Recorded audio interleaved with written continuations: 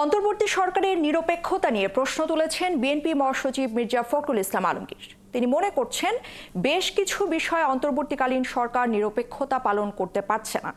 মির্জা ফখরুলের এমন মন্তব্যের কিছু সময় পর তীব্র প্রতিক্রিয়া জানিয়েছেন অন্তর্বর্তী সরকারের দুই উপদেষ্টা নাহিদ ইসলাম এবং আসিফ মাহমুদ সজীব ভুঁইয়া। নাহিদ বলছেন বিএনপি মহাসচিবের নিরপেক্ষ সরকারের দাবি মূলত আরও একটি ১-১১ সরকার গঠনের ইঙ্গিত বহন করে। বিস্তারিত জানাচ্ছেন মির্জা ইমতিয়াজ।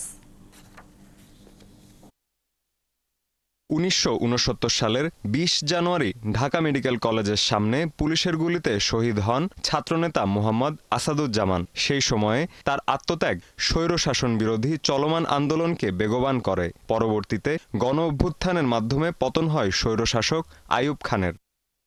এরপর থেকে প্রতি বছর দিনটি স্মরণে পালিত হয়ে আসছে শহীদ আসাদ দিবস।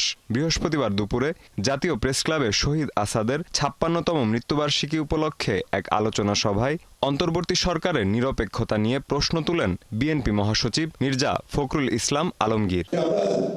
দেখি বেশ কিছু বিষয়ে অন্তর্বর্তীকালীন সরকার নিরপেক্ষতা পালন করতে পারছে না। আমি তাই অনুরোধ করব, আমি প্রত্যাশা করব যে আমরা আশা করি যে অন্তর্বর্তীকালীন সরকার তারা সেই নিরপেক্ষতা পালন করবেন এবং দেশে যে সংকট আছে সেই সংকট থেকে দেশকে মুক্ত করবার জন্য তারা কাজ করবেন। বুধবার নিজের এক বক্তব্যের পুনরাবৃত্তি করে তিনি বলেন, অন্তর্বর্তী সরকার যদি নিরপেক্ষ না থাকে তাহলে একটা নিরপেক্ষ সরকার দরকার হবে নির্বাচনের সময়ে। এর কারণ হচ্ছে বেশ কিছু বিষয়ে অন্তর্বর্তীকালীন সরকার নিরপেক্ষতা পালন করতে পারছেন না। আজকে প্রশ্ন উঠছে যে সংস্কারগুলো সবগুলো করে আপনার নির্বাচনে যাওয়ার প্রশ্ন উঠছে। তাহলে কি আমরা ৪-৫ বছর ধরে অপেক্ষা করব, বা যতদিন সংস্কার সম্পূর্ণ হয় ততদিন ধরে অপেক্ষা করবে জনগণ যে তারা তাদের ভোটের অধিকার থেকে বঞ্চিত হবে? গত দুদিনে বিএনপি মহাসচিবের এমন মন্তব্য নিয়ে তীব্র প্রতিক্রিয়া জানান অন্তর্বর্তী সরকারের তথ্য উপদেষ্টা নাহিদ ইসলাম।